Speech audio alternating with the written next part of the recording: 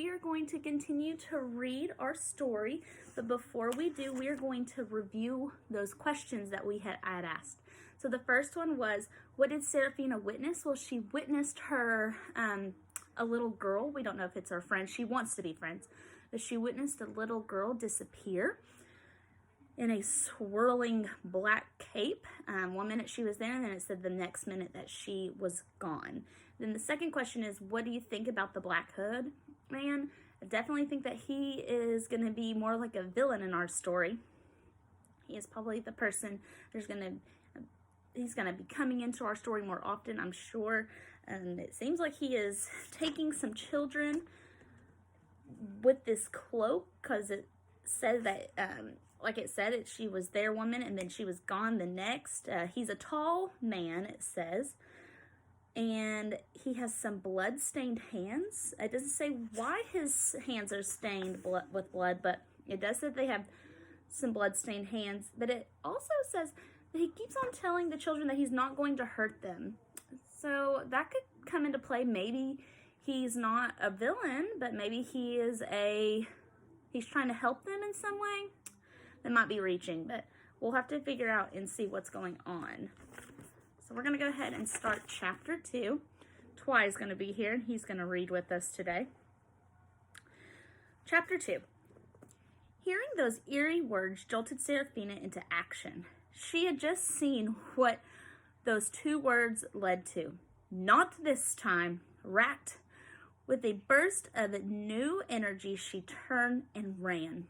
She tore through the labyrinth of the crisscrossing tunnels, running and running, certain that she was leaving him far in the distance. But when she glanced over her shoulder, the hooded man was flying through the air right behind her, levitating by the power of the billowing black cloak. His bloody hands were reaching towards her. Serafina tried to run faster, but just as she had come to the bottom of the stairs that led up the main level of the basement, the man in the black cloak grabbed her.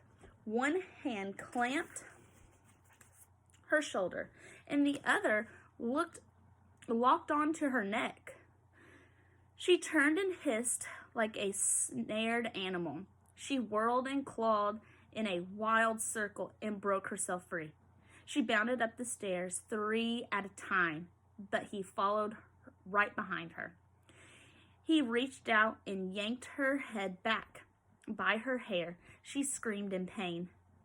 "Time to give up now, little child," he said calmly, even as the tightening of his fist slowly tore strands of her hair from her head. I ain't never," she snarled, and bit his arm. She fought as hard as she could, scratching and clawing with her fingernails. But it didn't matter. The man in the black cloak was far too strong. He pulled her into his chest, entangling her in his arms. The folds of the black cloak rose up around her, pulsing with gray smoke. The awful, rotting odor made her gag. All she could hear was that loathsome, rattling noise as the cloak slithered and twisted its way around her body. She felt like she was being crushed in the coils of a boa constrictor. "I'm not going to hurt you, child," came this hideous, rasping voice again, as if the man wasn't of his own mind, but possessed by the demented, ravenous demons. The folds of the cloak cast a wrenched pall over her, drenching her in a dripping, suffocating sickness. She felt her soul slipping away from her. Not just slipping, but being yanked, being extracted. Death was so near that all she could see was blackness within her own eyes, and she could hear the screams of the children who had gone before her. "No, no, no," she screamed in defiance, and didn't want to go. Hissing wildly, she reached up and clutched his face, clawing at his eyes. She kicked his chest with her feet. She bit him repeatedly, snapping like a snarling, rabid beast. She tasted his blood in her mouth. The girl in the yellow dress had fought, but nothing like this.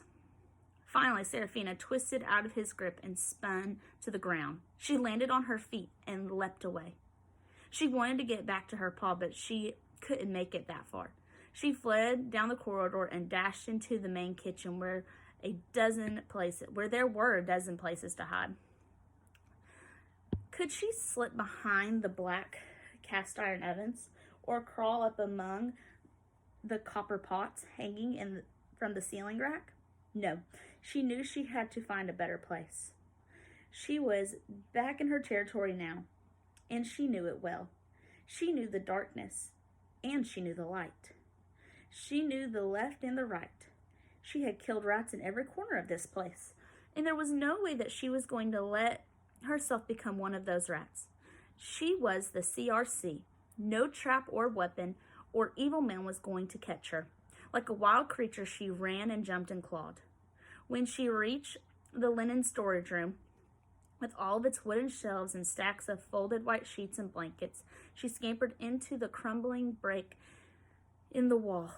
In the back corner beneath the lowest shelf, even if the man did notice the hole, it would seem impossibly small for anyone to fit through. But she knew it provided a shortcut into the back of the laundry. She came out the room where they hung and dried and fancy folk bed sheets. She came out of the room where they hung and dried the fancy folks' bed sheets. The moon had risen outside, and its light shone through the basement windows. Hundreds of flowing white sheets hung from the ceiling like ghosts, the silver moonlight casting them into an eerie glow. She slipped slowly between the hanging sheets, wondering if they would provide her with some concealment she needed. But she thought better of it than kept going. For good or ill, she had an idea. She knew that Mr. Vanderbilt prided himself in installing the most advanced equipment at Biltmore. Her pa had constructed special drying racks that rolled on metal ceiling tracks that tucked into the narrow chambers where the sheets and the clothes were dried within the radiant heat of the well-sealed steam pipes. Determined to find the best possible hiding place, she made herself small and pressed herself through the narrow slot of one of the machines. When Serafina was born, there had been a number of things physically different about her.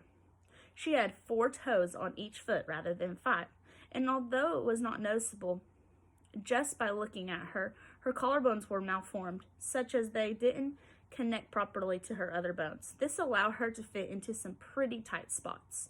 The opening of the machine was no more than a few inches wide, but as long as she could fit her head into something, she could push her whole body through. She wedged herself inside into the dark little spot where she hoped the man in the black cloak wouldn't find her. She tried to be quiet. She tried to be still, but she panted like a little animal. She was exhausted, breathless, and frightened beyond her wits. She had seen the girl in the yellow dress, consumed by the shadow-filled folds, and knew the man in the black cloak was coming for her next. Her only hope was that he couldn't hear the deafening pound of her heartbeat. She heard him walking slowly. All right, hello everyone.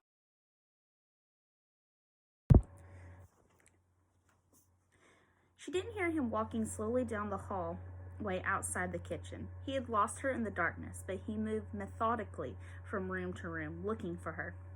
She heard him in the main kitchen, opening the doors of the cast iron ovens. If I'd hidden there, she thought, I'd be dead now. Then she heard him clanging through the copper pots, looking for her in the ceiling rack. If I'd hidden there, she thought, I'd be dead again. There's nothing to be frightened of, he whispered, trying to coax her out. She listened and waited, trembling like a field mouse. Finally, the man in the black cloak made his way into the laundry room. Mice are timid and prone to panic-induced mistakes at key moments. She heard the man moving from place to place, rummaging beneath the sink and opening and closing the cabinets. Just stay still, little mouse. Just stay still, she told herself. She wanted to break cover and flee so bad, but she knew that dead mice were the dumb mice that panicked and ran. She told herself over and over again, don't be a dumb mouse. Don't be a dumb mouse. Then he came into the drying area where she was and moved slowly through the room, running his hands over the ghostly sheets. If I'd hidden there. He was just a few feet away from her now, looking around the room. Even though he couldn't see her, he seemed to sense that she was there. Serafina held her breath and stayed perfectly still. Okay, that's the end of chapter 2. Thanks for listening.